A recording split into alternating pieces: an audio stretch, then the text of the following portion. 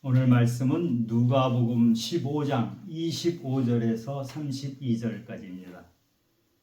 마다들은 밭에 있다가 돌아와 집에 가까이 왔을 때 풍악과 춤추는 소리를 듣고 한 종을 불러 이 무슨 일인가 물은데 대답하되 당신의 동생이 돌아왔음에 당신의 아버지가 건강한 그를 다시 맞아들이게 됨으로 인하여 살찐 송아지를 잡았나이다 하니 그가 노하여 들어가고자 하지 아니하거늘 아버지가 나와서 권한대 아버지께 대답하여 이르되 내가 여러 해 아버지를 섬겨 명을 어김이 없거늘 내게는 염소 새끼라도 주어 나와 내 벗으로 즐기게 하신 일이 없더니 아버지 살림을 창녀들과 함께 삼켜버린 이 아들이 돌아오매 이를 위하여 살진 송아지를 잡으셨나이다.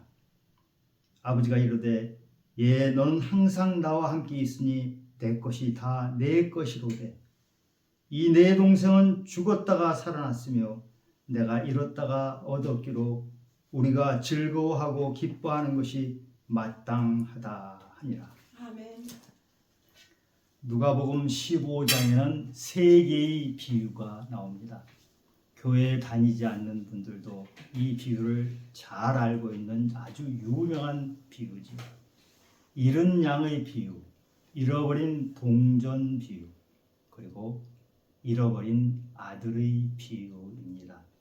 하나님께서는 우리와 함께하는 것을 너무나 좋아하십니다. 그래서 잃어버린 자를 찾으십니다. 돌아오는 것을 너무너무 반갑게 맞이하시는 분이십니다.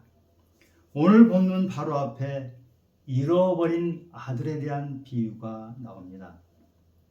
어떤 부자가 아들이 둘이 있는데 둘째 아들이 아버지 유산을 받아가지고 먼 나라로 가서 허랑방탕 다 써버립니다. 이 당시에 아버지의 유산을 받았다는 것, 그것은 아버지더러 죽으라고 하는 것과 마찬가지입니다. 아버지가 시퍼렇게 눈을 뜨고 있는데 살아있는 아버지 앞에서 유산을 다 가지고 가버린 것이죠. 당시에는 돌로 쳐서 죽일 정도의 아주 폐륜적인 그런 행위입니다. 이 둘째는 돈을 가지고 가서 탕진해서 다 써버리고 거지처럼 됐습니다. 먹고 살 길이 없어서 남의 집에서 돼지를 쳐서 먹는, 그런데도 배가 고픕니다. 결국 아버지 집에 돌아옵니다. 먼 발치서 오는 둘째를 보고 아버지가 달려가서 껴안습니다. 입을 맞춥니다. 그 아들에게서 돼지똥 냄새가 진동할 텐데 아버지는 전혀 개의치 않습니다. 그리고 그 아들에게 가장 좋은 옷을 입히고 신발을 신겨주고 가락지를 껴줍니다. 아들아, 이제는 더 이상 네가 돼지치는 종이 아니다. 너는 내 귀한 아들이다.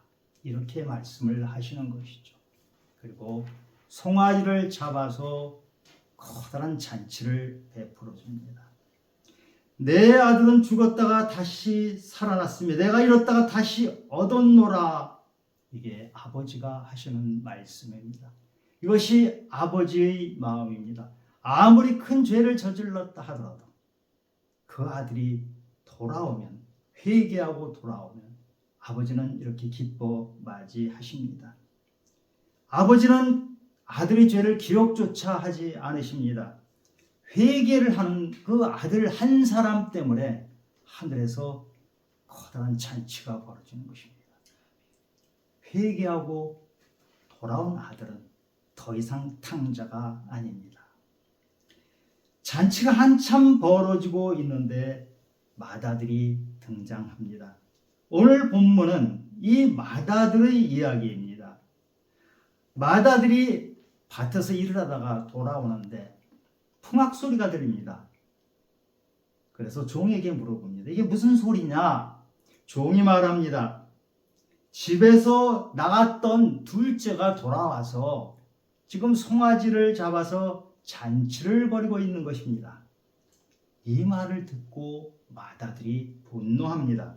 28절에 보니까 그가 노하여 들어가고자 하지 아니하오를 아버지가 나와서 권한대. 집 나간 동생이 돌아왔으면 얼마나 기뻐야 되잖아요. 그리고 잔치를 벌이면 이 형도 동생과 함께 그 잔치를 함께 즐겨야 하잖아요. 그런데 지금 이 형은 화가 잔뜩 났어요. 분노하고 있어요. 집에도 안 들어가려고 합니다. 왜 이렇게 분노합니까? 이 마다들은 밭에서 일하다 돌아온 것으로 보면 아주 성실한 사람입니다. 모범생입니다. 근면한 사람입니다. 그러나 그 속이 달랐어요. 속에는 미움과 분노로 가득 차 있습니다. 왜 이렇습니까? 선악과가 그 안에 들어있어서 그래요. 이 아들이 그 선악과가 들어있는 이것은 굉장히 오래된 거예요. 갑자기 일어난 것이 아니고 그동안 계속 쌓여있던 것이에요. 하나님의 자리에 올라가는 것이 바로 선악과를 먹는 것인데 이 아들은 하나님의 자리에서 판단하고 정죄까지 하는 죄를 저지르고 있잖아요. 비교를 합니다. 지금 동생이 돌아왔으면 기뻐해야 하는데 기뻐하지 않고 시기, 질투, 자기가 판단하고 있습니다.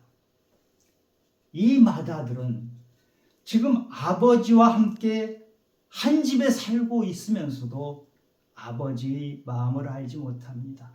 하나님의 마음을 알지 못하면 우리는 여전히 선악과를 먹고 시기 질투하고 판단하고 정죄까지 하게 됩니다. 인간은 겉과 속이 같지 않습니다. 겉으로는 굉장히 교양 있는 것 같고 오늘 이 아들처럼 겉으로는 모범생이지만 속에는 악이 들어가 있습니다. 이거는 누구나 마찬가지로 속에 악이 들어 있습니다. 그래서 모든 사람은 죄인이라고 말씀하신 것입니다. 집에서 나간 동생을 돌아왔으면 기뻐해야 되잖아요. 아버지가 잔치를 벌려주면 그 마음에 함께 즐거워야 되는데 그렇지 않은 것이에요. 기분이 나빠요. 동생이 돌아왔는데 기분이 나빠요. 동생과 함께 잔치를 벌이고 있는데 잔치를 벌이니까 더 기분이 나빠요. 집에 들어가기도 싫어요. 이런 것이 인간의 마음입니다. 믿음이 너무 좋은 그 사도 바울 같은 사람도 겉사람과 속사람이 다르다고 합니다. 그것 때문에 마음 아파합니다. 자기 자신을 보니까 나의 겉에 보이는 모습하고 내가 정말 속에 가지고 있는 속사람은 다르다라는 것입니다. 그래서 로마서 7장 24절에 보면 오호라 나는 공고한 사람이로다. 이 사망의 몸에서 누가 나를 건져내랴. 이렇게 한탄하고 있습니다. 지킬 박사와 하이드란 그런 소설이 있죠. 지킬 박사와 하이드란 소설에 보면 약을 먹으면 이 사람이 낮에는 화날 때는 지킬 박사로 아주 성실한 사람으로 살아갑니다. 그런데 저녁이 되고 밤이 되면 하이드라는 악한 사람으로 바뀝니다. 한 사람 안에 지킬 박사도 있고 하이드도 있습니다. 이 사람은 주로 지킬 박사로 살았던 사람인데 시간이 지남에 따라서 점점 하이드가 차지하는 비중이 많아집니다. 점점점 이 사람에게서 지킬은 빠져버리고 하이드란 악한 모습만 남게 됩니다. 어느 날 문득 보니까 자기가 완전히 악한이 되어 있습니다. 이 사람은 결국 자살을 합니다.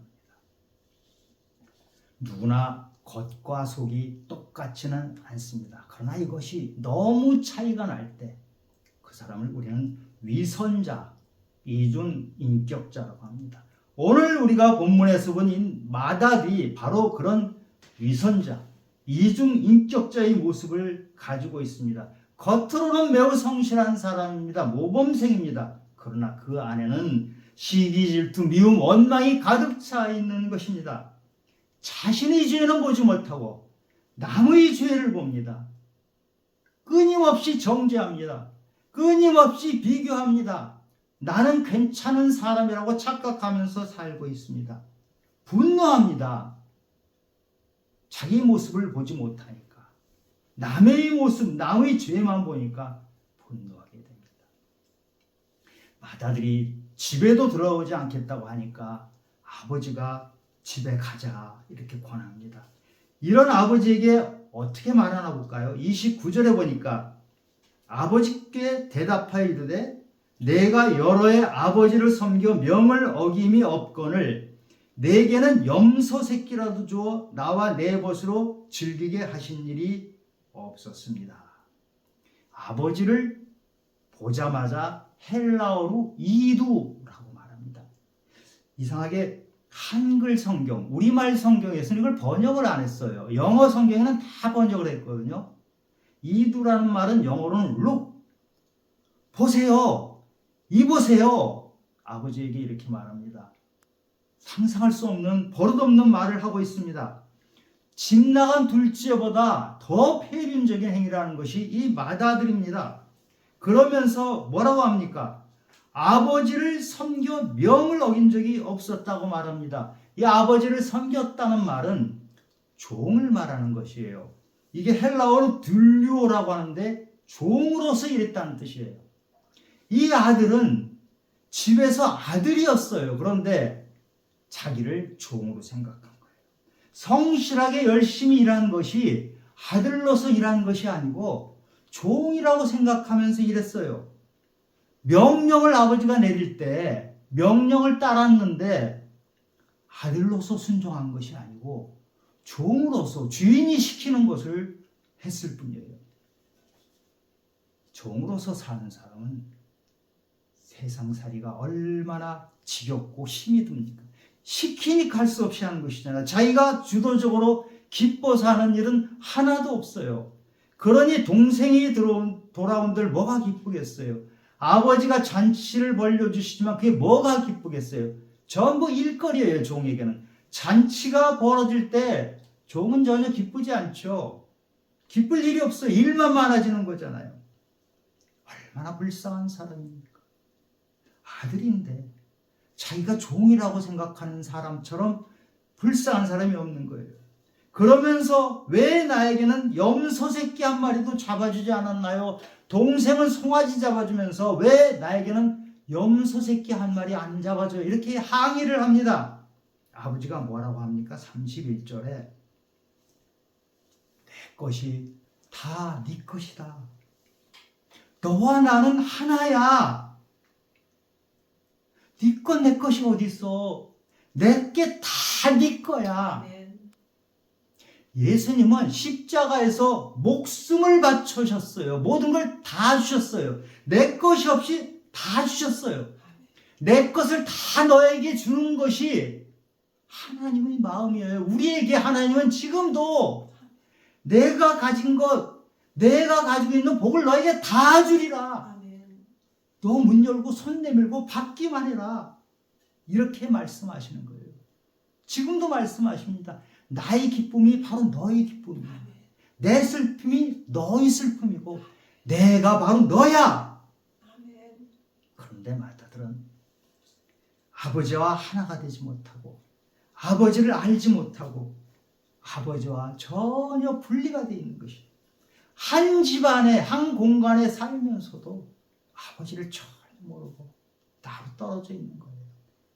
동생이 먼 나라 외국으로 갔는데 그 동생보다도 이 맏아들의 마음은 더 먼 곳에 가 있어요. 아버지와 합할 수 없는 정도까지 먼 곳에 가서 아버지 마음이 얼마나 슬프겠습니까? 이 맏아들은 관계에 슬픈 사람입니다. 아버지와 함께 있으면서도 아버지 마음을 전혀 몰라요. 동생을 동생으로 생각하지 않았어요. 30절에 보면 아버지의 살림을 장녀들과 함께 삼켜버린 이 아들이 돌아오매 이래요. 내 동생이라고 하지 않고 아들이 돌아오매. 아버지의 아들이지 나의 동생이 아니다 이 얘기입니다. 이를 위하여 살찐 송아지를 잡으셨네요. 동생이 먼 나라 가서 허랑방탕한 것은 사실이지만 동생이 창녀들과 같이 놀아난지 어쩐지는 알 길이 없어요. 알 수 없어요. 그런데도 형은 동생이 창녀들과 놀아났다고 이렇게 확신을 가지고 얘기를 해요. 왜 그렇습니까? 형은 동생이 나가기 전부터 이 한심한 놈, 나쁜 놈이라는 생각을 머릿속에 가지고 있어요. 그래서 그것을 자기 생각을 확고한 것으로 굳혀요. 단정을 해요. 단정을 해버리니까 이 내 동생은 장녀랑 놀아나는 애다, 이걸 딱 확신을 해버려가지고 기정사실이 돼버린 거예요. 이렇게 판단과 비난을 주로 하는 사람은 사실 확인을 하기 전에 이미 자기 생각을 확실한 것으로 기정사실로 만들어버려 결정하고 정죄부터 시작합니다. 그 사람의 사실을 알기 전에 이미 정죄가 시작된 거예요. 이미 재판이 끝나버려요. 맏아들이 이 아들이 돌아오네. 자기는 동생하고 전혀 상관이 없는 사람이다. 이것이 바로 관계가 끊어진 것입니다. 이렇게 되면 이 맏아들은 그 가정에서 아버지와의 관계도 없고 아들, 동생과의 관계도 없고 외톨이가 되는 것입니다. 이 부잣집에서 얼마나 풍족한 삶을 살 수 있는데도 마음은 황량한 들판에 가 있는 것이에요.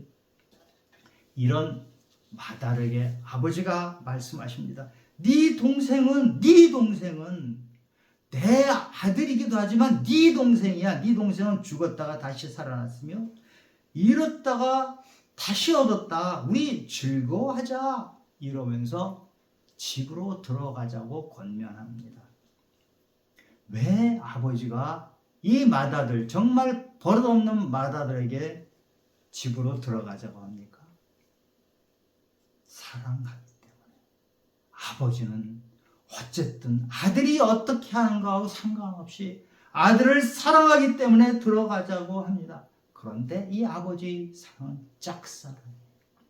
아버지는 사랑을 하는데 이 아들은 그것을 전혀 몰라요.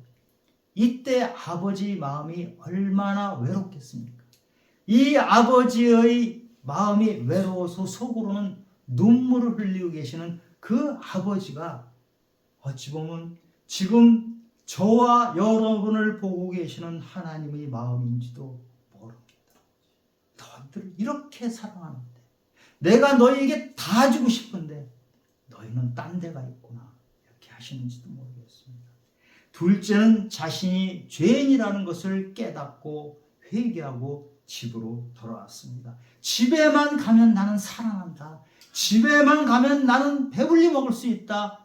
이것이 바로 천국입니다. 그런데 맏아들은 어떻습니까? 자기 죄를 보지 못합니다. 남의 죄는 그렇게 잘 보면서 남을 그렇게 비판을 하면서 자기 죄는 보지 못하니 회개를 하지 않아요. 그런데 회개를 하지 않는 그 마음이 감옥 같아요. 집에서 잔치가 벌어집니다. 다 즐거워합니다.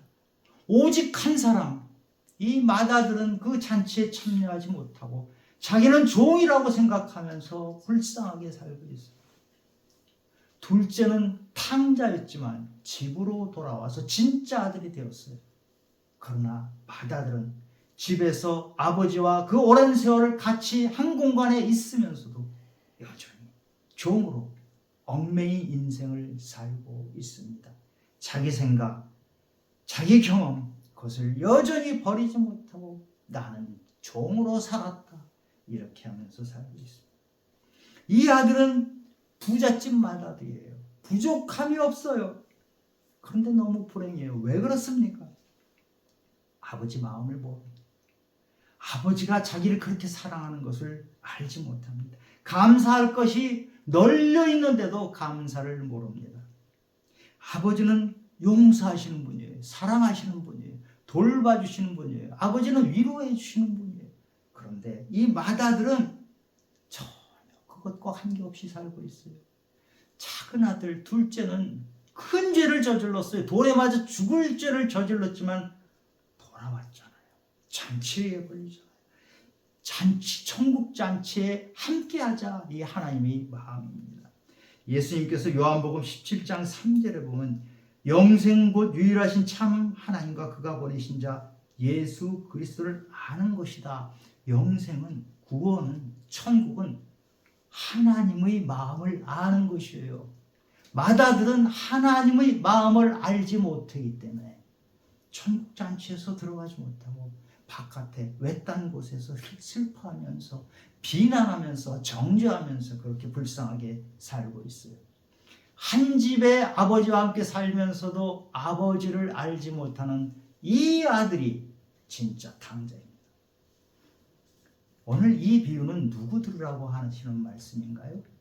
예수님께서 하시는 비유인데 오늘 본문이 있는 누가복음 15장이 이렇게 시작됩니다. 1절 2절을 보면 15장 1절 2절입니다.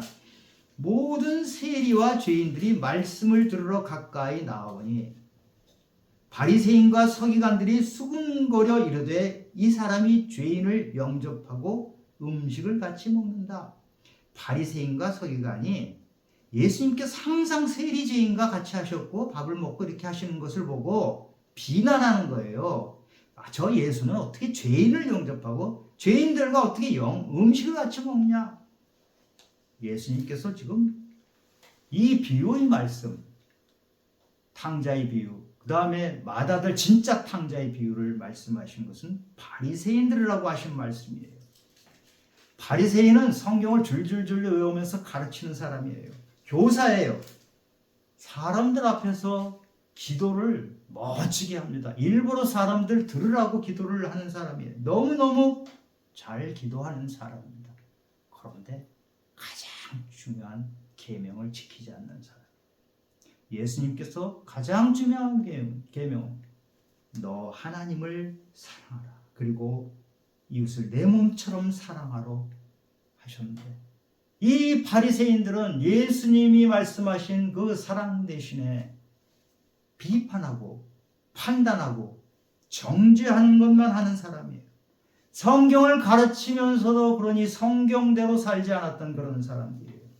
오죽하면 예수님께서 바리새인대로 독사의 자식들아 회칠한 무덤에 시체가 썩은 시체가 들어있잖아요. 냄새가 펄펄 나는 그 무덤을 바깥에 색칠을 멋지게 한 것이 회칠한 무덤입니다. 너희들은 겉으로는 색칠을 멋있게 한 것 같지만 속에서는 썩은 냄새가 난다. 이렇게 바리새인에게 말씀하셨는데 오늘 자신의 죄를 알지 못하고 남의 죄를 지적하고 판단하고 정죄하는 이 마다들, 바리새인 너희가 바로 이 마다들이다. 이렇게 말씀하십니다. 둘째는 탕자였어요. 큰 죄를 저질렀어요. 그러나 회개하고 돌아와서 아버지 집에서 아들로서 살아갑니다. 그러나 마다들은 자신의 죄를 보지 못하고 남의 죄만 보고 그러다 보니까 아들이 동생이 돌아와도 기뻐하지 못하고 아버지와 함께 그 사랑하는 아버지, 마음 넓은 아버지와 계속 같이 한 공간에 있으면서도 사랑을 느끼지도 못하고 소통하지 못하고 공감하지 못하고 아버지가 바로 옆에 함께 하시는데도 아버지를 알아보지도 못하고 천국 잔치가 벌어지는데도 들어가지도 못하고 바깥에서 살고 있습니다. 우리가 죄의 길에서 돌이키지 않고 회개하지 않고 천국에 가는 길은 없습니다. 회개하지 않는 사람은 이 마다들처럼 하나님 집에 들어가지 못하고 바깥에서 떨며 우는 것입니다. 하나님은 우리의 중심을 보십니다. 속사람을 보십니다. 우리는 착각하는 게 있습니다. 열심히 사는 게 잘 사는 거라고 생각합니다. 뭐를 위해서 그렇게 열심히 사십니까? 보통 열심히 사는 사람들이 마지막 때에 하는 말이 있습니다. 내가 헛살았구나. 내가 그렇게 애쓰면서 산 것이 전혀 헛것이구나. 어떻게 해야 됩니까?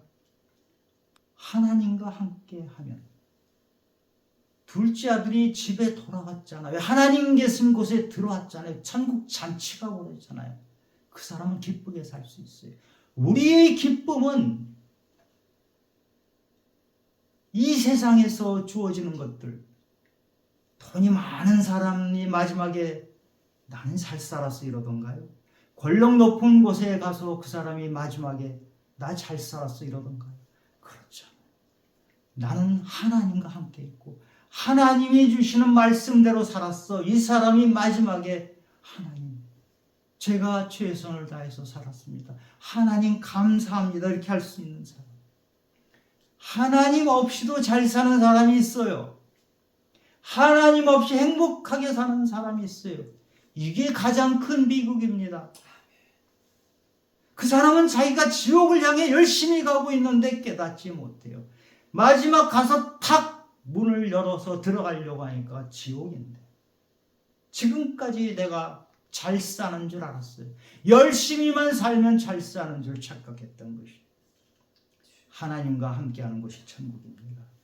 우리가 겉으로 아무리 열심히 하는 것 같아도, 이 마다들처럼 들에서 열심히 일하는 것 같아도 판단하고 정죄하는 것이 남고, 하나님과 알지 못하고 천국 잔치에 들어가지 못하면 바깥에서 슬피 울 뿐입니다.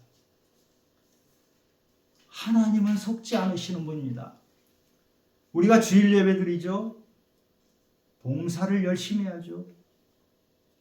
여러분, 바리새인이 바로 그런 사람입니다.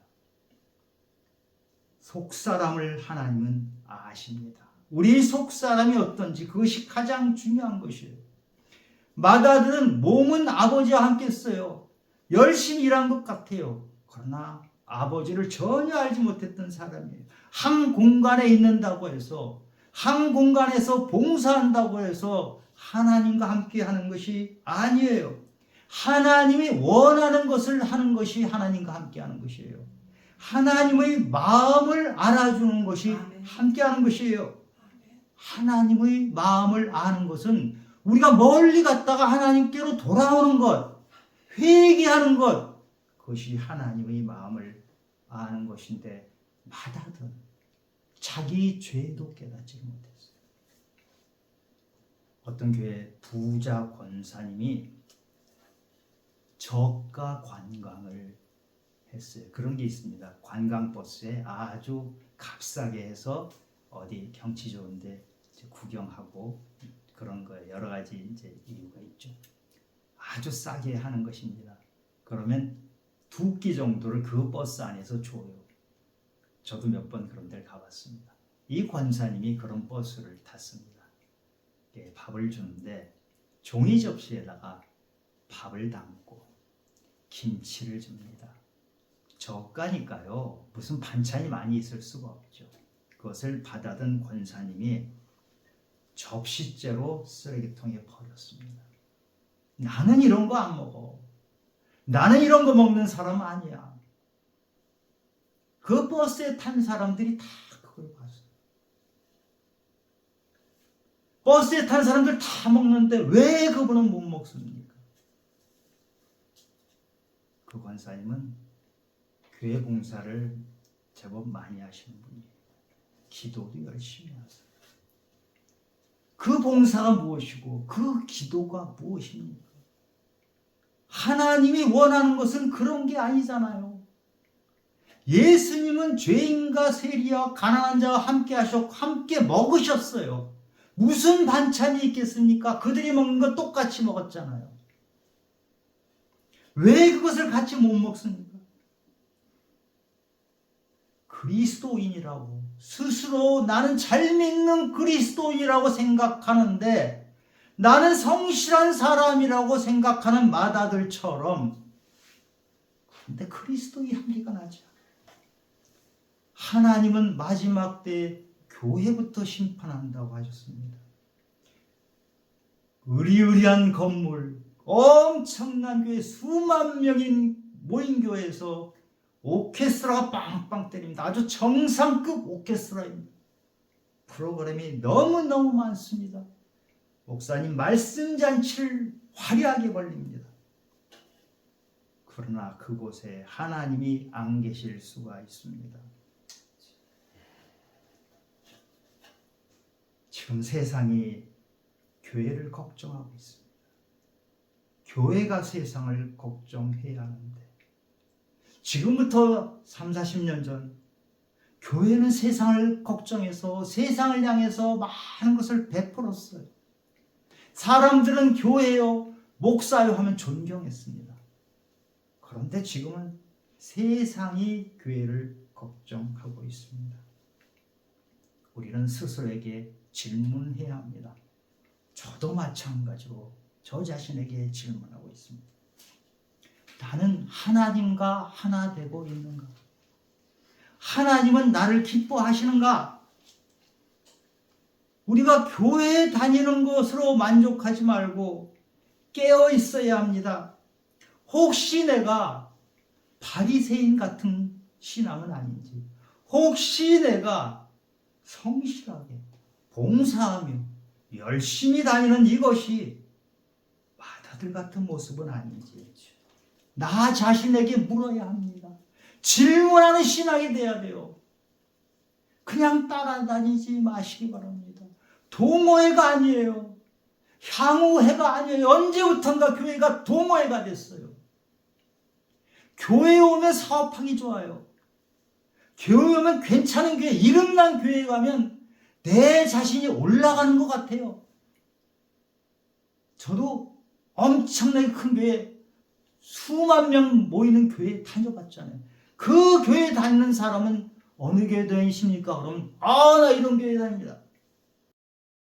큰 교회 다니고 화려한 교회 다니면 신앙이 좋은 겁니까? 전혀 다릅니다. 나의 신앙은 멋진 교회, 건물 으리리한 교회에 다녀서 좋은 게 아니고 하나님이 인정해 주시는 신앙이 좋은 것입니다. 사도 바울은 내가 그리스도와 함께 십자가에 못 박혔나니 그런즉 이제 내가 사는 것이 아니요 내 안에 그리스도가 사는 것이라. 갈라디아서 2장 20절 이 고백을 했죠. 엄청난 고백입니다. 나는 없다. 주님만 내 안에 산다. 나는 이제 죽었다. 내 안에 예수가 산다. 이 엄청난 고백을 했던 그 사도 바울, 그 사람은 복음을 전하는데 평생을 다 바쳤어요. 목숨도 다 버리면서까지 했던 그런 사람입니다. 그 사도 바울이 뭐라고 합니까? 나는 매일매일 나의 죄를 본다 그럽니다. 나는 죄인 중에 괴수다. 나는 날마다 죽노라. 우리는 매일매일 내가 죽어야 예수님께 한 발짝 한 발짝 가까이 가는 거예요. 내가 매일매일 죽어야 예수님을 조금씩 닮아가는 거예요. 내 자신을 죄를 보지 않으면서 남의 죄만 열심히 보고 있으면 어떻게 나는 날마다 죽어서 주님을 닮는 삶을 살 수 있겠습니까? 나의 죄 열심히 보고 나의 죄에 회개하는 사람은 남의 죄를 열심히 들여다볼 만한 시간도 없고 그런 여유도 없어요. 내 것을 보기도 바빠요. 나의 죄를 깨닫고 하나님께 빨리 돌아가는 그런 모습이 되길 원합니다. 혹시 우리가 지금 아다들처럼 집에 들어가지도 않고 문 밖에 서서 어른 하면서 그렇게 하고 있는 것은 아닙니까?